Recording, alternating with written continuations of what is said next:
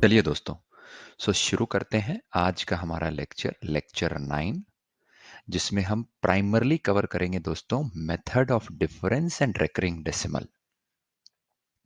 सबसे पहले लेक्चर 8 की कुछ खास बात करते हैं, क्योंकि मेरे लिए लेक्चर 8 मेरे दिल के बहुत करीब है। क्योंकि लेक्चर 8 में हमने arithmetic mean, geometric mean and harmonic mean, इन तीनों का आपस में रिलेशन पढ़ा था। और मैंने आपको एक और भी चीज बताई थी कि ये तीनों जो मीन्स हैं, arithmetic, geometric and harmonic means, ये अपने आप में सबसे टफ है। इसीलिए इसके जो एग्जाम्पल्स भी हमने देखे थे वो हमने अलग अलग तरीके के देखे थे, और हमने उसमें कैसे थॉट प्रोसेस या अपनी सोच बनानी है वो हमने प्राइमरली पिछले लेक्चर में देखा था। हमारा पिछला लेक्चर हमारी पूरी लेक्चर सीरीज का सबसे लंबा लेक्चर भी था, और वो इंटेंशनली था दोस्तों, जानबूझ के था, ताकि जो है हम जब एग्जाम्पल्स देखें अर्थमेटिक मीन, ज्योमेट्रिक मीन और हार्मोनिक मीन के, तो बहुत डिटेल में देख पाएं, ना कि खाली प्रॉब्लम सॉल्व कर पाएं, बट उसकी सोच अवस्था कैसी बनानी है उसके बारे में हमने काफी चर्चा की थी। अगर आपने हमारा लेक्चर 8 मिस किया है तो फिकर नॉट, कोई चिंता की बात नहीं। ये सारे लेक्चर्स रिकॉर्डेड हैं। आप जो है ये रिकॉर्डेड लेक्चर जाके पिछला लेक्चर 8 देखिए, बहुत मजा आएगा, इसकी गारंटी मेरी है। अब हम लोग दोस्तों इस कंटेक्स्ट के साथ लेक्चर 9 शुरू करते हैं, और ये मेथड ऑफ डिफरेंस और रिकरिंग डेसिमल क्या है इस पे बात करते हैं। सबसे पहले सोचिए कि अगर मान लीजिए आपको मैं एक, और इसमें मैं सीधा एग्जाम्पल से ही शुरू करता हूं ताकि आपको थोड़ा सा अच्छे से पता लग पाए कि क्या इसका मतलब है। मान लीजिए एक आपको सम निकालना है, ये आपको सम निकालना है। किसका सम निकालना है? आपको मान लीजिए इसका सम निकालना है। 1 + 3 + 7 + 15 + 31 plus dot dot dot dot dot, ऐसे ही nth टर्म का सम निकालना है। ठीक है, तो हम कैसे सोचेंगे? How will we think, right? तो ये लिखते हैं यहां पर, हाउ टू थिंक, राइट? कभी भी हमको सम निकालना होता था तो हम दो तीन हमारे पास प्रोग्रेशन थी। अर्थमेटिक प्रोग्रेशन थी, ज्योमेट्रिक प्रोग्रेशन थी, हार्मोनिक प्रोग्रेशन थी, अर्थमेटिक अर्थमेटिको ज्योमेट्रिको प्रोग्रेशन थी, एएमजीएम जिसको हम बोलते हैं, राइट? ये हमारे पास चार अलग अलग तरीके की प्रोग्रेशंस थी। ये मैंने क्यों लिखी है चार तरीके की प्रोग्रेशन? बिकॉज अगर ये इन चारों में से किसी एक प्रोग्रेशन में लाई करता है, ये सीरीज अगर इन चारों में से किसी एक में लाई करता है, देन आंसर बिकम्स इजी। क्यों इजी हो जाता है? बिकॉज बिकॉज हमारे पास प्री डिफाइंड फॉर्मूलाज हैं, राइट? ये हमने पिछले लेक्चर में एनीवेज देखा था कि अगर जो है मेरा अर्थमेटिक प्रोग्रेशन होता है तो उसका सम क्या होता है? बड़ा सिंपल था, हमने देखा था n/2 into a + l। a जो है ये फर्स्ट टर्म है, और ये जो है लास्ट टर्म है, राइट? और n जो है ये नंबर ऑफ टर्म्स है, राइट? सिमिलरली ज्योमेट्रिक प्रोग्रेशन होता तो उसका सम हमको बहुत इजीली पता है, a into 1 - r⁴ divided by 1 - r, जहां a तो दोबारा से फर्स्ट टर्म है, r जो है वो कॉमन रेशियो। सिमिलरली हमको हार्मोनिक प्रोग्रेशन, अर्थमेटिको, ज्योमेट्रिको ये भी हम निकालना जानते हैं। इसीलिए अगर मुझे हाउ टू थिंक करना है कि इसको कैसे निकालें, तो सबसे पहली तो मेरी सोचने की तरीका क्या होना चाहिए कि यार इन चारों में से ये जो चार सीक्वेंसेस हमने अभी तक पढ़े हैं, क्या इनमें फिट करता है? अगर ये फिट करता है तो फिर मेरे लिए बहुत आसान है। तो जरा ध्यान से देखते हैं। अर्थमेटिक प्रोग्रेशन होने के लिए इनका जो हर दो टर्म्स के बीच का जो डिफरेंस है वो सेम होना चाहिए। तो हम पहली चीज, इसको अगर हमको साबित करना है तो हम क्या करते हैं? डिफरेंस देखते हैं। डिफरेंस दोस्तों कितना है ये सीक्वेंस का? ये है 3 - 1, डिफरेंस कितना हुआ? 2, राइट? 7 - 3, डिफरेंस कितना हुआ? 4। 15 - 7, डिफरेंस कितना हुआ? 8। 31 माइनस 15, राइट, डिफरेंस कितना हुआ 16, and so on and so forth. तो क्या ये डिफरेंस कांस्टेंट है? This is not equal to constant, इसलिए ये एपी तो नहीं है, और कुछ हो ना हो अर्थमेटिक प्रोग्रेशन तो नहीं है। ठीक है जी। ज्योमेट्रिक प्रोग्रेशन है क्या? तो ज्योमेट्रिक प्रोग्रेशन के लिए जो रेशियो होना चाहिए वो एक कांस्टेंट होना चाहिए। तो रेशियो देख लेते हैं जरा। 3/1, ये पहला रेशियो है। दूसरा रेशियो है 7/3। तीसरा रेशियो है 15/7, राइट। चौथा रेशियो है 31/15। आप देख सकते हैं दोस्तों, ये रेशियो भी जो है ये कांस्टेंट नहीं है, एंड हेंस ये ज्योमेट्रिक प्रोग्रेशन नहीं है। क्लियर हो रही बात दोस्तों? डिफरेंस कांस्टेंट नहीं तो अर्थमेटिक प्रोग्रेशन नहीं, रेशियो कांस्टेंट नहीं तो ज्योमेट्रिक प्रोग्रेशन नहीं, राइट। हार्मोनिक प्रोग्रेशन तीसरी चीज देखते हैं। तीसरी चीज हम देखते हैं कि क्या ये हार्मोनिक प्रोग्रेशन। हार्मोनिक प्रोग्रेशन का मतलब है इसका जो इनवर्स होगा इस सीरीज का, वो एक अर्थमेटिक प्रोग्रेशन होगा। मतलब इस सीक्वेंस को अगर मैं इनवर्स कर दूं हर टर्म्स को और उनका डिफरेंस देख लूं तो वो एक कांस्टेंट होना चाहिए, राइट। क्या वो है? एक बार देख लेते हैं हम। देखिए, ये देखिए, ये 1 का रेसिप्रोकल लेंगे। अगर इसी का रेसिप्रोकल बनाते हैं, इसी का जो है, एक मिनट सॉरी, यहीं पर बना लेते हैं। रेसिप्रोकल अगर हम बनाते हैं तो कितना आ रहा है? वो आ रहा है 1/1। दूसरा रेसिप्रोकल आएगा 1/3। तीसरा रेसिप्रोकल आएगा 1/7। चौथा आएगा 1/15, 1/31, and so on and so fourth. और अगेन हम देख सकते हैं कि रेसिप्रोकल का भी जो कॉमन डिफरेंस है वो कांस्टेंट नहीं है। It is not equal to constant, and hence दोस्तों क्या हमको पता लगा कि ये तीनों ही सीरीज नहीं है। अर्थमेटिको ज्योमेट्रिको तो दोस्तों ऐसे भी नहीं है, क्योंकि अर्थमेटिको ज्योमेट्रिको अगर आपको याद हो तो वो तो दो दो टर्म्स होने चाहिए। पहला टर्म अर्थमेटिक प्रोग्रेशन में होना चाहिए, दूसरा टर्म ज्योमेट्रिक प्रोग्रेशन में होना चाहिए। वो भी यहां निकल के नहीं आ रहा है। तो ये मैं क्यों आपको बता रहा था, ये मैं आपके एक तो रिवीजन के लिए बता रहा था कि आपको रिवाइज हो जाए, क्योंकि अब हम ऑलमोस्ट अपने लेक्चर सीरीज के, सीक्वेंस एंड सीरीज के लेक्चर्स के एंड पे आ चुके हैं। तो एक तो आपको क्या फायदा होगा कि आपका रिवीजन हो जाएगा। दूसरा दोस्तों, जो सबसे इंपॉर्टेंट चीज है जो यहाँ निकल के आएगी, वो ये निकल के आएगी कि आपका जो है बेसिकली जब ये रिवीजन हो रहा है तो आप ये देख पा रहे हैं कि ये एक सीक्वेंस ऐसी है जो आज तक हमने नहीं पढ़ी है। इसी सीक्वेंस में दोस्तों हमको मेथड ऑफ डिफरेंस का उपयोग पड़ेगा। ध्यान से देखिए, मैं इसको अगली स्लाइड में दोबारा से इस सीक्वेंस को लिखता हूं, राइट।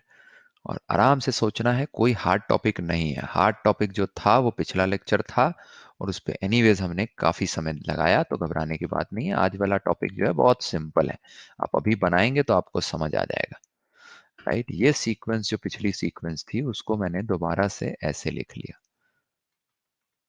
ठीक है। ये एन टर्म्स है। इस सीक्वेंस में दोस्तों ध्यान से देखिए, ये जो डिफरेंस है ये कितना आया? 2 आया। ये जो डिफरेंस है वो कितना आया? 4 आया। यहां से ये डिफरेंस देखिए कितना आया? 15 माइनस 7, 8 आया। ये डिफरेंस कितना आया? 16 आया, right, and so on and so fourth. आप एक चीज देख पा रहे हैं, ये जो डिफरेंसेस हैं दोस्तों, ये सारे जो डिफरेंस आ रहे हैं आपके इस सीरीज के, the difference of the terms in a sequence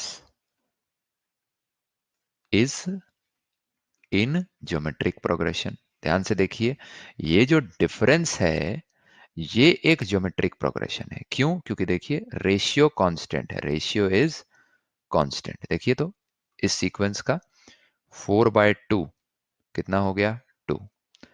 8/4 कितना हो गया? 2।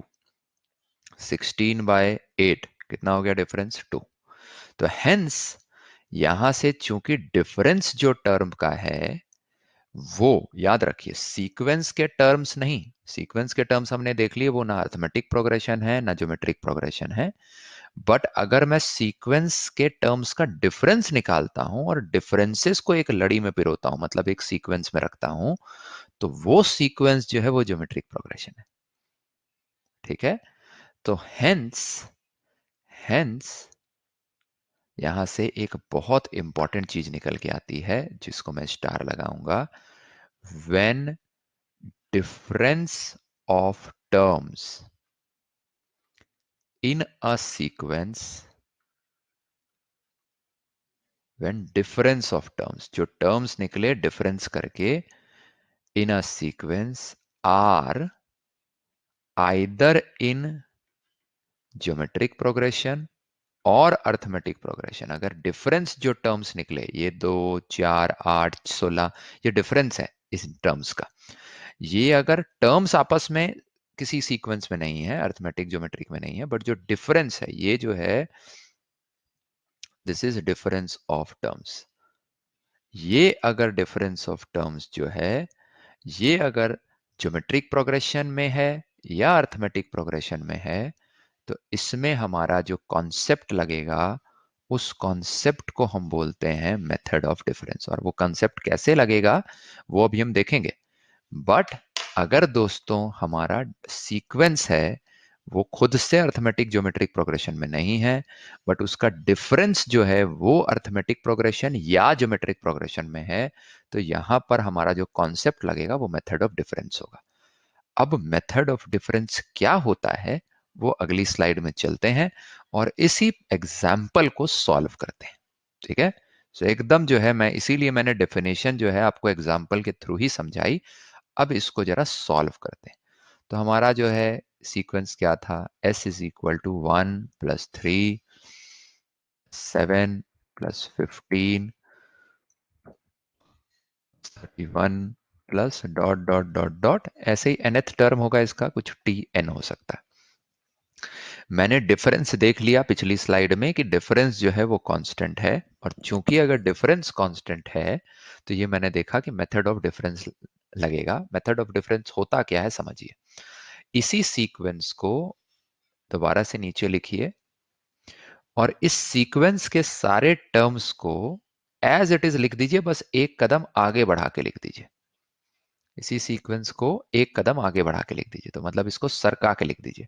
ये यहां से 1 शुरू कीजिए, सो ये 1, ये 3 इसके नीचे आ जाएगा, ये इसके नीचे आ जाएगा, ये दोस्तों इसके नीचे आ जाएगा।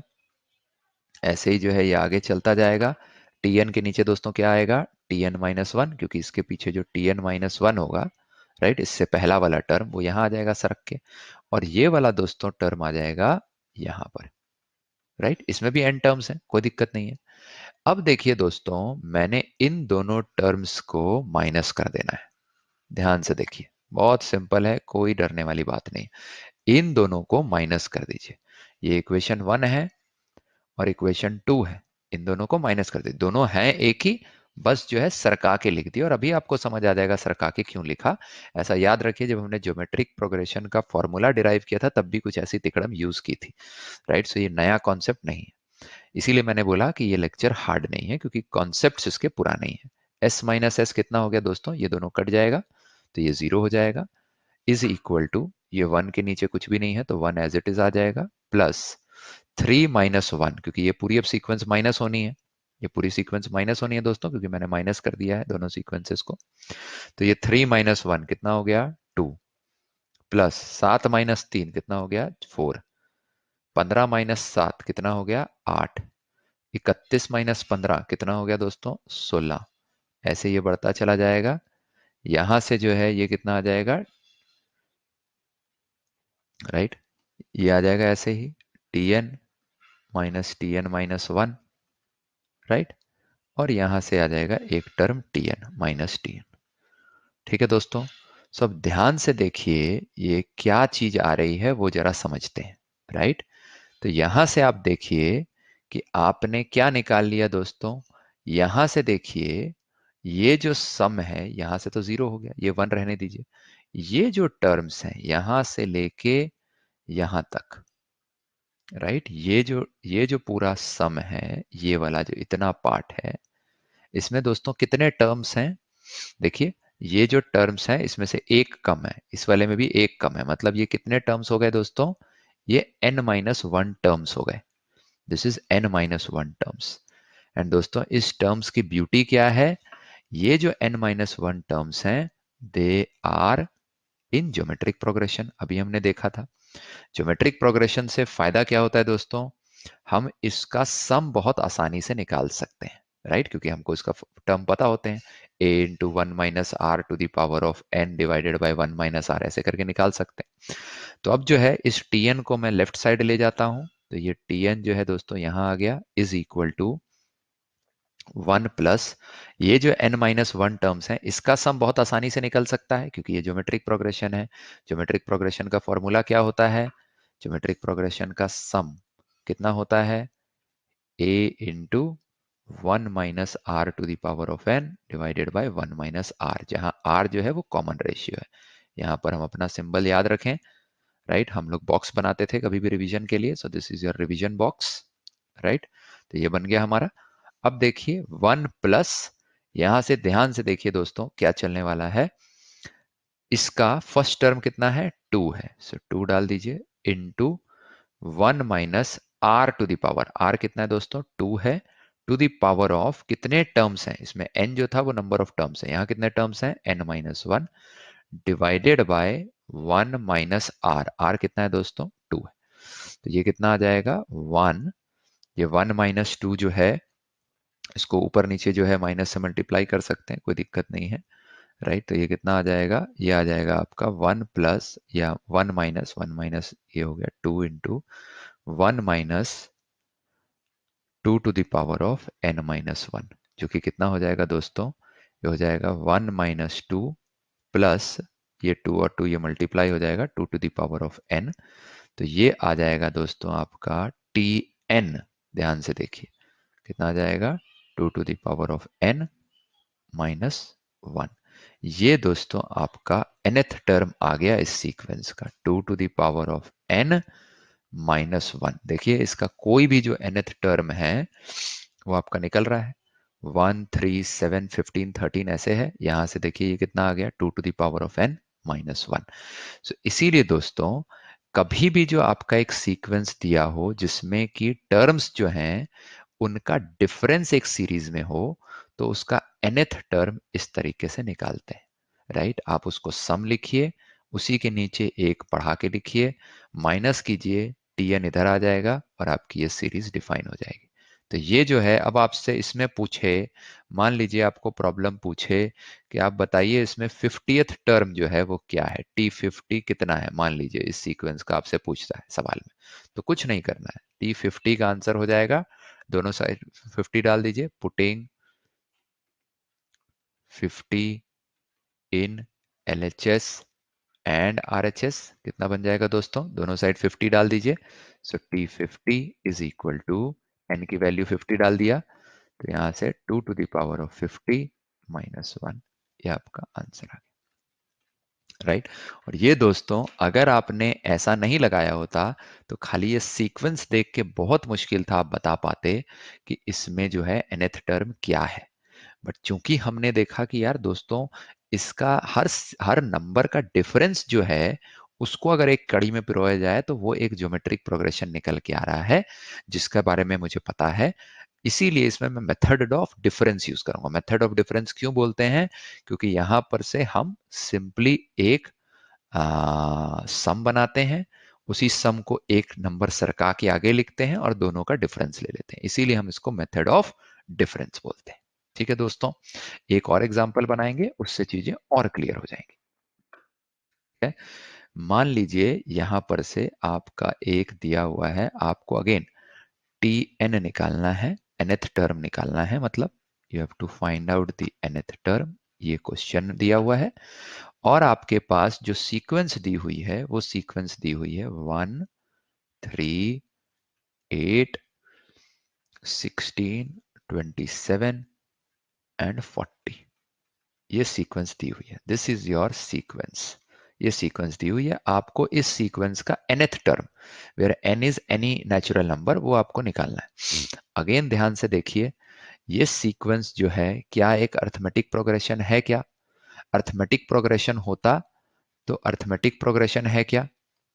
अर्थमेटिक प्रोग्रेशन होता तो डिफरेंस जो है कांस्टेंट होना चाहिए था। डिफरेंस यहाँ क्या है? 2, यहाँ कितना है? 5, यहाँ कितना है डिफरेंस? 16 में से 8 गया, कितना हो गया? 8। यहाँ डिफरेंस कितना है? 11। यहां से देखिए difference, this is not equal to constant, hence not an AP. Clear? Similarly क्या ये ज्योमेट्रिक प्रोग्रेशन है? ज्योमेट्रिक प्रोग्रेशन होने के लिए आपका रेशियो सेम होना चाहिए, 3/1, 8 डिवाइडेड बाय 3, 16 डिवाइडेड बाय 8। आप देख सकते हैं ये जो है, क्या ये कांस्टेंट है? नहीं जी, ये कांस्टेंट नहीं है।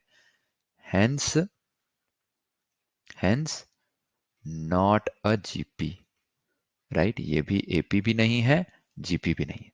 बट दोस्तों आप ध्यान से देखिए, इसका जो डिफरेंस है इसका जो डिफरेंस है वो है 2, 5, 8, 11। यही डिफरेंस है। इन दोनों को डिफर कीजिए, इन दोनों का डिफरेंस लीजिए, इन दोनों का डिफरेंस लीजिए, इन दोनों का डिफरेंस लीजिए। आप देख सकते हैं ये जो है, इन दोनों का डिफरेंस लीजिए तो ये डिफरेंस कितना आ जाएगा? 2, 5, 8, 11, वही निकाला था हमने।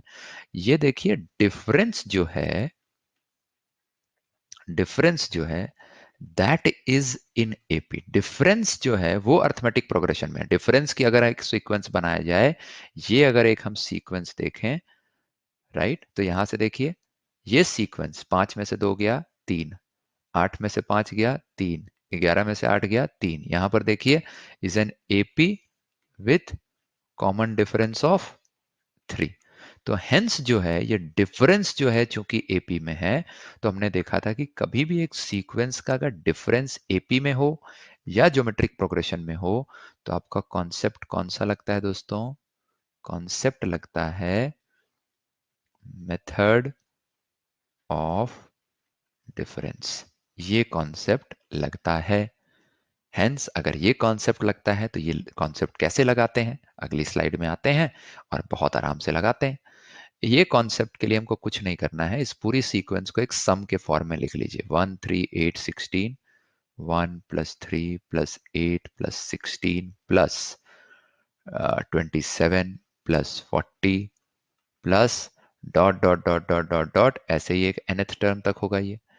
फिर इसी के नीचे एक वही चीज लिखिए, उसको सरका के लिख दीजिए। तो यहां पर से 1 आ गया, यहां पर 3 आ गया, 8 को यहाँ सरकाएंगे तो 8 आ गया, 16 को यहाँ रखेंगे। और ये इसीलिए सरका रहे हैं क्योंकि जब डिफरेंस लेंगे तो वो मुझे पता है वो एक अर्थमेटिक प्रोग्रेशन बन जाएगा, जो पिछली स्लाइड में हमने देखा।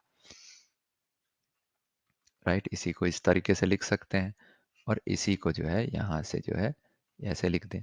अब मेथड ऑफ डिफरेंस क्या बोलता है? दोनों सम को लिखिए, एक को एक के नीचे और एक को नीचे सरका के दोनों को माइनस कर दीजिए। तो दोनों को माइनस कर देते हैं दोस्तों। देखिए माइनस करने से क्या आता है? s माइनस एस, ये दोनों कट गया क्योंकि सेम ही चीज है, 0 हो गया, इज इक्वल टू, ये 1 के नीचे तो कुछ नहीं है, एज इट इज आ जाएगा, plus 3 - 1 is 2, 8 - 3 is 5, 16 - 8 is 8, 27 - 16 is, बताइए, 11, right? 40 minus 27 is how much, right? वो आपका उसी हिसाब से आ जाएगा, राइट? इसी ढंग से जो है ये चलता जाएगा, राइट? ये यहाँ आ गया, राइट? प्लस, सॉरी, ये यहाँ आ गया, ये सारी टर्म्स, और यहाँ से जब ये माइनस करूंगा तो ये माइनस टी एन आ जाएगा। इस टी एन को जो है आप राइट साइड में ले जाइए, इसको यहाँ ले जाइए, राइट? क्योंकि राइट साइड एनीवेज जीरो ही है। T n is equal to 1 plus, ये सीक्वेंस देखिए, ये सीक्वेंस पूरी अर्थमेटिक प्रोग्रेशन में है, ये वाली, this is in arithmetic progression. अभी देखा था हमने, डिफरेंस देखिए हमेशा 3 है, 5 में से 2 गया 3, 8 में से 5 गया 3, 11 - 8 गया 3. So hence all of this is in arithmetic progression, and hence what will be your answer? The answer would be sum of, and these are how many terms? वो भी हमने देखा था, n - 1 terms, क्योंकि इसका nth टर्म तो इधर चला गया तो ये n - 1 ही बचा। ये n - 1 टर्म्स को अगर मुझे ऐड करना है तो रिवीजन याद रखिए, हमने बात की थी अर्थमेटिक प्रोग्रेशन का सम कितना होता है? a/2 sorry n/2 into 2a plus n - 1 into d। यही होता था। तो यहां पर से कितना है, कितने टर्म्स हैं, n-1 divided by 2, n terms नहीं है यहाँ, n-1 टर्म्स है, divided by 2 into 2 times of the first term, 2 times of the first term, first term कितना है 2, प्लस नंबर ऑफ टर्म्स जो कि है n-1, उसमें से -1 और होगा, into d, d is the common difference, common difference कितना है दोस्तों, वो है 3।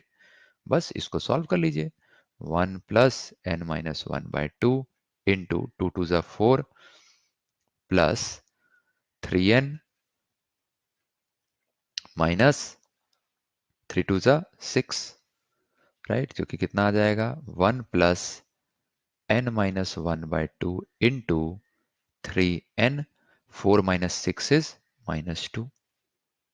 ये आंसर आ गया, राइट दोस्तों। इसी को और सिंप्लीफाई कर सकते हैं। सो ये आपका tn आ गया and this then becomes your answer. Clear हो रहा है दोस्तों, राइट। तो ये बहुत बहुत आपको जो ये प्रॉब्लम्स होंगे ना दोस्तों, ये बहुत सिंपल होंगे।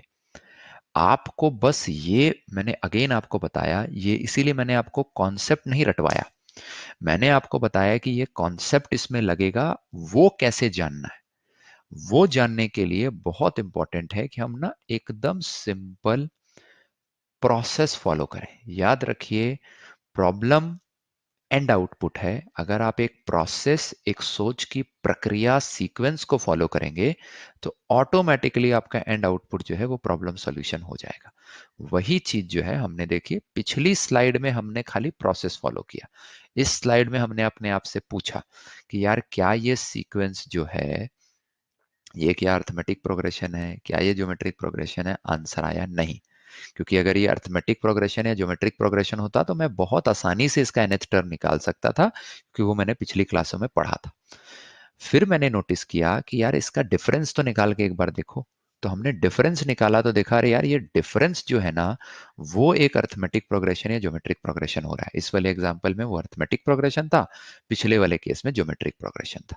तो हेंस फिर मेरे दिमाग की बत्ती जली, मैंने बोला अच्छा यार इसमें ना वो मेथड ऑफ डिफरेंस जो हमने पढ़ा था वो कॉन्सेप्ट लगा सकता हूँ। देखिए यहां पर हमने बस खाली क्या कॉन्सेप्ट लगेगा उसी को डिराइव किया, हमने प्रॉब्लम बनाया ही नहीं इसमें, हमने इस स्लाइड में कॉन्सेप्ट क्या लगेगा वो बनाया। फिर हमने नेक्स्ट स्लाइड में उसी कॉन्सेप्ट को सिंपल एप्लीकेशन डाला कि यार इस कॉन्सेप्ट में बोला जाता है कि पहले सम को लिख लो, उसके नीचे जो है दोबारा से उसी सम को लिखो एक क्रम बढ़ा के, दोनों को माइनस करो, और चूंकि डिफरेंस जो है इस केस में अर्थमेटिक प्रोग्रेशन है, तो जो अब रिमेनिंग डिफरेंस आ जाएगा वो आप बहुत आसानी से बना सकते हो, और टीएन जो आखिरी में बच जाएगा उसको लेफ्ट साइड में आप ले जा सकते हो। इससे आपको nth टर्म आ जाएगा जो आपको प्रॉब्लम में पूछ रहा है। ठीक है। सो दोस्तों, again I would say that this would basically be one of the medium level question or medium level concept which is part of your arithmetic and geometric progression। आपको ये पता होना चाहिए। और इसको अगेन जो है, अगर आपको कॉन्सेप्ट समझने में पहली बार में ये भारी लग सकता है, बट अगर आप इसको 2-3 बार कॉपी में घिस लेंगे तो आपको खुद समझ आ जाएगा कि ये बहुत डिफिकल्ट नहीं है, क्योंकि एक बार आपकी वो सोच अवस्था बन जाएगी, फिर आप बहुत आसानी से इसको कर पाएंगे। तो please go back, revise this, and I think you will be very comfortable in this topic. This is not a hard topic. आज का हमारा जो आखिरी टॉपिक है आज के लेक्चर का, वो है रेकरिंग डेसिमल। अगेन दोस्तों, हमने जो है, ध्यान से देखिए, हमने आज तक स्टैंडर्ड 10 तक हमने एक डेसिमल पढ़ा। डेसिमल क्या होता था? बड़ा सिंपल है, जैसे मान लीजिए 10 डिवाइडेड बाय 4, तो ये कितना वैल्यू आ जाता है? 2 5 ज़ा 10। इसको रिड्यूस कर लेते हैं पहले, 2 2 ज़ा 4। अब ये इसके आगे रिड्यूस नहीं हो सकता है, तो इसको करते हैं 2 2 ज़ा 4, एक बचा, राइट, पॉइंट लगाए, जीरो लगाए, राइट, और 2 5 ज़ा 10, तो ये एक डेसिमल आ गया। This is a decimal, right. एक और एग्जांपल देखते हैं, एक और एग्जांपल देखते हैं। से फॉर एग्जांपल हमारा जो है एक एग्जांपल है, वो है 10 डिवाइडेड बाय 3। ठीक है, 4 से नहीं डिवाइड किया, 3 से डिवाइड कर दिया, तो ये कितना आ गया? यहां पर से ये अब और कटेगा नहीं, इससे नीचे नहीं बन सकता, तो अब इसको सॉल्व करना पड़ेगा। 3 3 ज़ा 9, डेसिमल लगाए, जो 1 बचा था उसके आगे 0 लगाए, राइट, और यहां से जो है अब ये कितना आ जाएगा? अगेन 3 3 ज़ा 9, 3 3 ज़ा 9, ऐसे करके जो है ये कंटिन्यू होगा। ये भी एक डेसिमल है, right.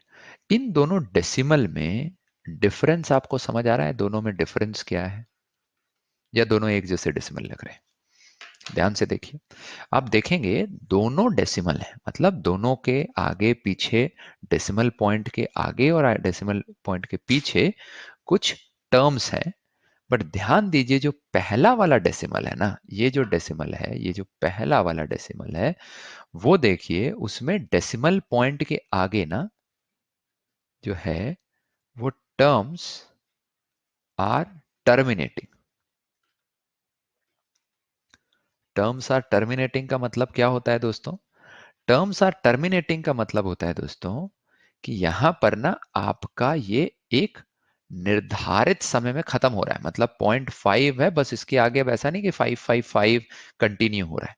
So there are terms which are terminating और finite after the decimal point. Decimal point के बाद the number of terms are finite. यहां पर देखिए, यहां पर terms after the decimal point, after the decimal point are infinite. ये 3333 की लड़ी चलती ही जाएगी, ये कहीं रुकेगी नहीं, ठीक है। इस टाइप के जो सेकंड टाइप का होता है, ये वाले टाइप का जो डेसिमल होता है, इसको हम लोग बोलते हैं रेकरिंग डेसिमल। और यही हमारा टॉपिक है डिस्कशन का कि रेकरिंग डेसिमल अगर आपको दिया हो तो उसको हमारा जो टॉपिक है, जो आपका कॉन्सेप्ट है, जो टॉपिक है हमारा, या कॉन्सेप्ट जो है, वो हम अभी क्या पढ़ेंगे, वो है how do you convert recurring decimal into a fraction. एक रेकरिंग डेसिमल को आप फ्रैक्शन में कैसे कन्वर्ट करते हैं, how do you convert a recurring decimal into a fraction, वो बहुत बहुत बहुत क्रिटिकल है। समझ में आ रहा है आपको? ये चीज जो है दी मोस्ट क्रिटिकल थिंग है कि अगर मान लीजिए आपको एग्जाम में जैसे ये एक दे दिया हो, तो क्या वो तरीका है कि आप इसको सिंपली जो है इसमें कन्वर्ट कर पाए, एक फ्रैक्शन में कन्वर्ट कर पाए, जो कि x बाई वाई के फॉर्मेट में होगा। इस फ्रैक्शन फॉर्मेट में आप एक रेकरिंग डेसिमल को कैसे कन्वर्ट कर सकते हैं, ठीक है। तो वो हम लोग एक कॉन्सेप्ट पढ़ते हैं, एग्जाम्पल के साथ पढ़ेंगे तो बहुत इजी हो जाएगा। तो एक छोटा सा इजी एग्जाम्पल उठाते हैं। मान लीजिए आपका एक रेकरिंग डेसिमल मतलब जिसकी कोई सीमा नहीं है, सीमा नहीं है उसको डिफाइन कैसे करते हैं, डेसिमल के आगे कुछ नंबर्स होंगे और डॉट डॉट लगा होगा कि भाई ऐसे कंटिन्यू है। तो ध्यान से देखिए क्या है, आपको एक रेकरिंग डेसिमल दिया हुआ है 0.235235235 dot dot dot dot dot. अब आप देखिए ये 235 dot dot dot dot dot का मतलब है कि ये खत्म नहीं हो रहा है, ये जो है इनफाइनाइट तक चलता चला जाएगा। तो ये क्या है, ये एक रेकरिंग डेसिमल है। अभी हमने देखा था this is nothing but your recurring decimal, ठीक है। रेकरिंग डेसिमल को कैसे सॉल्व करते हैं, प्रक्रिया देखिए, यू विल एंजॉय इट। ध्यान से देखिए, इसको मान लीजिए मैं आर लिखता हूं, ठीक है, इजी ईज ऑफ नोटेशन के लिए मैं इसको आर लिखता हूं। तो ये ऐसा है, मतलब 235 डॉट डॉट डॉट डॉट ऐसा है।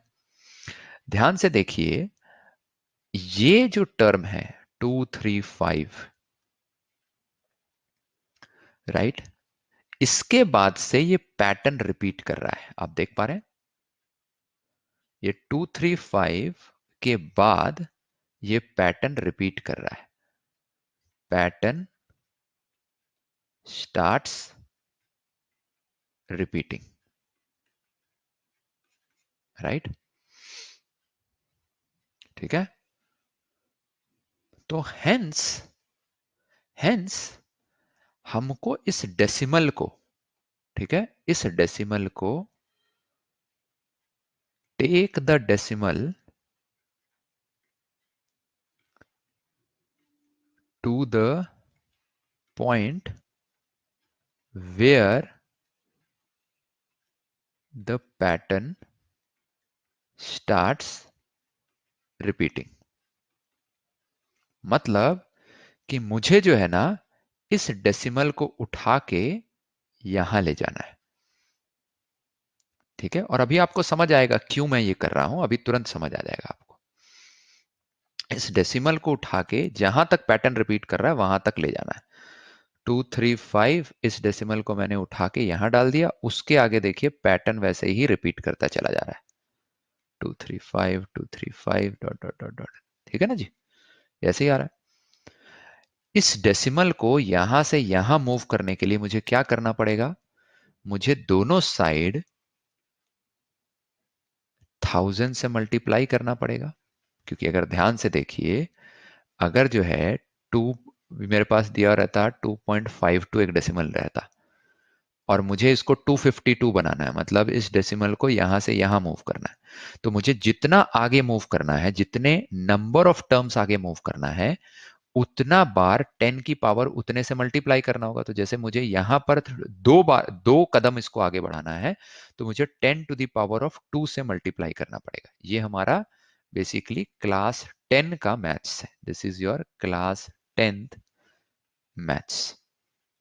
ठीक है, सिंपल कि अगर जो है मैं किसी भी डेसिमल को 10 की पावर से मल्टीप्लाई करता हूं, तो उस पावर में जितना नंबर रहता है उतने कदम डेसिमल आगे बढ़ जाता है। तो अगर यहां पर पावर है 2, तो ये मेरा डेसिमल 2 स्टेप आगे बढ़ जाएगा। तो यहां इस एग्जांपल में 2.52 जो है वो 252 बन जाएगा, अगर मैं 10 टू द पावर ऑफ 2 से मल्टीप्लाई करता हूं। सिमिलरली अगर मुझे इस डेसिमल को 3 कदम आगे बढ़ाना है, राइट, क्योंकि मुझे as a this is my step 1, this is my step 1, अगर मुझे इसको 3 कदम आगे बढ़ाना है, तो मुझे 10 to the power of 3, 10 to the power of 3 is nothing but 1000, उससे मल्टीप्लाई करना पड़ेगा।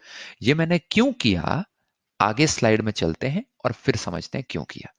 तो हमारे पास क्या आ चुका है, 10 to the power of 3 into r is equal to 235 dot 235 235 235 ऐसे करके ये रिपीट होता चला गया।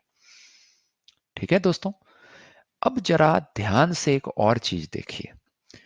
क्या मैं इस चीज को, इस नंबर को और तरीके से लिख सकता हूं? देखिए, अगर मेरे पास ऐसा एक नंबर रहता 2.52, तो क्या मैं इसको ऐसा लिख सकता हूं 2 प्लस 0.52, ऐसे भी तो लिख सकता हूं। This is nothing but 2 plus 0.52 is 2.52, यही होता है। So both of them are equal. तो मैं इसको भी हेंस किसी भी डेसिमल पॉइंट को मैं ऐसे लिख सकता हूं, डेसिमल से पहले का जो इंटीजर है उसको एक जगह लिखूं, उसमें प्लस कर दूं, जो डेसिमल के बाद का नंबर्स हैं उसको एज इट इज लिख दूं, dot dot dot dot dot. ये एक पैटर्न है, पैटर्न है, पैटर्न है। क्लियर हो रही बात? इसको मैं ऐसे लिख सकता हूं। लेफ्ट साइड तो कुछ भी नहीं है, 10 टू द पावर ऑफ 3 का मतलब होता है 1000, तो उसको खोल के लिख दीजिए। अब आपको पूरी गेम समझ आ जाएगी। क्यों गेम समझ आ जाएगी, ध्यान से देखिए। गेम क्या समझ आ गई आपको, कि देखिए ये वाला जो टर्म है, ये जो टर्म है, ध्यान से देखिए, ये कहीं और देखा है हमने? पीछे जाइए, देखिए, यही तो हमने आर डिफाइन किया था, यही तो हमने आर डिफाइन किया था। देखिए ये 0.235 235 235 वाली जो श्रृंखला थी, जो क्रम था, सीक्वेंस था, वही तो था, वही तो आर था। बस गेम सेट हो गई। इस चीज को आप आर से रिप्लेस कर सकते हैं। This is nothing but your r. तो हेंस ये आर जब अब लेफ्ट में जाएगा, तो 1000 r minus r is equal to 235, and hence 1000 r minus 1 r कितना हो गया, 999 आर इज इक्वल टू 235।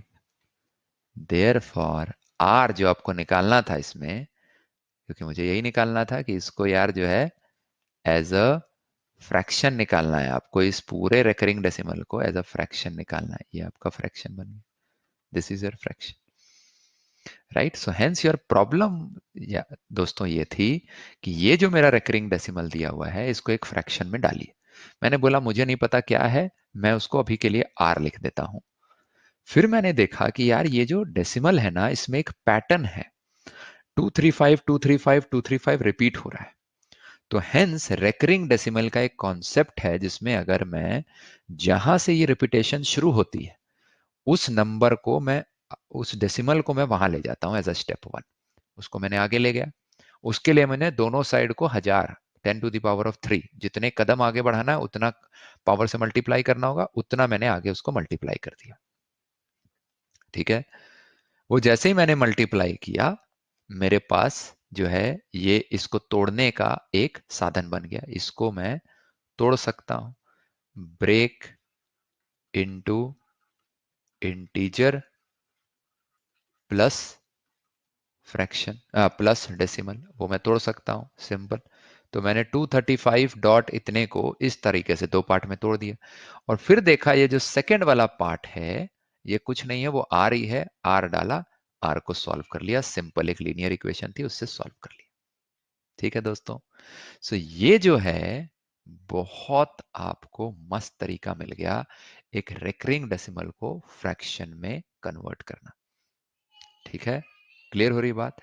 इसका जो है अगर मैं एक चीट नोट बोलूं, चीट नोट बोलूं मतलब अगर मुझे एग्जाम में अपना समय बचाना है तो मान लीजिए आपका कोई भी जो है फ्रैक्शन ऐसा है,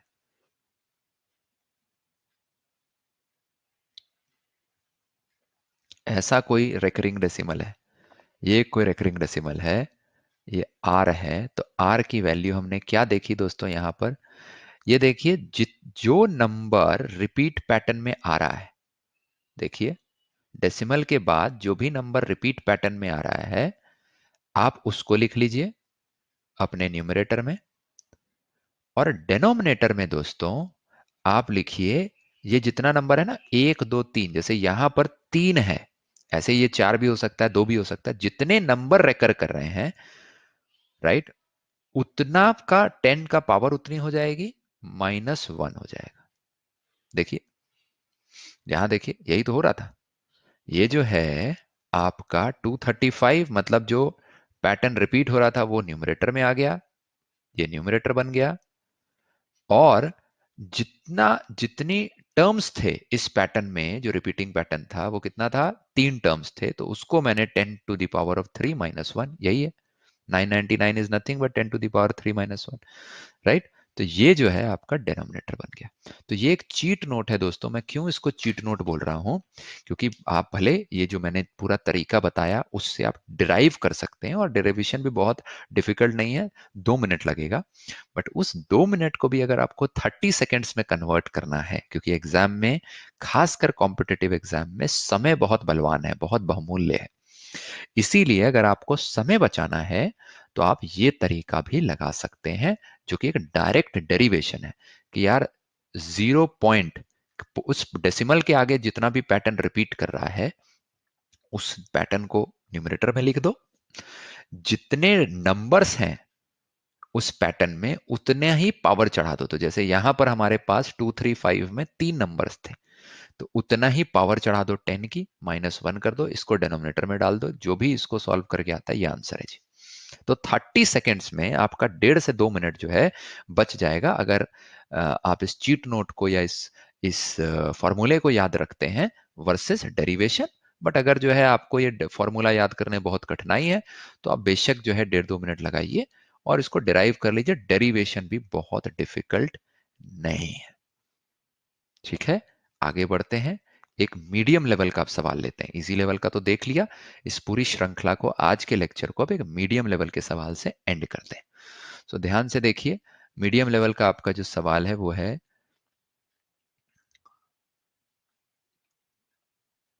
ये आपको दिया हुआ है, ये आपका एक डेसिमल है, ये एक रेकरिंग डेसिमल है, और इसी को आपको फ्रैक्शन में कन्वर्ट करना है, इसको आपको फ्रैक्शन में कन्वर्ट करना है, ये पूछा जा रहा है आपसे सवाल। बहुत सिंपल है दोस्तों। पिछले में हमने पढ़ा था कि डेसिमल के आगे जो भी टर्म रिपीट हो रही है वो नंबर ले लीजिए। सो डेसिमल के आगे अनफॉर्चुनेटली इस नंबर में देखिए ये 1 2 रिपीट नहीं हो रहा, 1 2 3 4 वो भी रिपीट नहीं हो रहा, जो रिपीट हो रहा है वो हो रहा है 3 4, ये रिपीट हो रहा है। बट रिपीटिंग टर्म जो है या रिपीटिंग सीक्वेंस जो है वो will follow formula of, formula या जिसको हमने बोला था cheat note of last slide only if the repeating sequence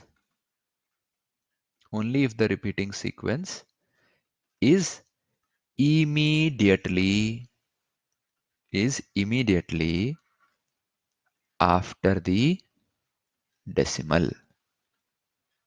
तो ये जो रिपीटिंग पैटर्न है, पिछला फॉर्मूला आप अप्लाई कर पाए उसके लिए इसको डेसिमल के इमीडिएट बाद ये पैटर्न आपको रियलाइज होना चाहिए। यहां एक पैटर्न तो है 3 4 3 4 3 4 का, बट वो पैटर्न इमीडिएटली डेसिमल के बाद नहीं है, उसके बीच में ये 0.12 बैठा हुआ है। हेंस हमें इस पूरे प्रॉब्लम को चालाकी से पिछला वाला जो कॉन्सेप्ट था उसमें ढालना होगा।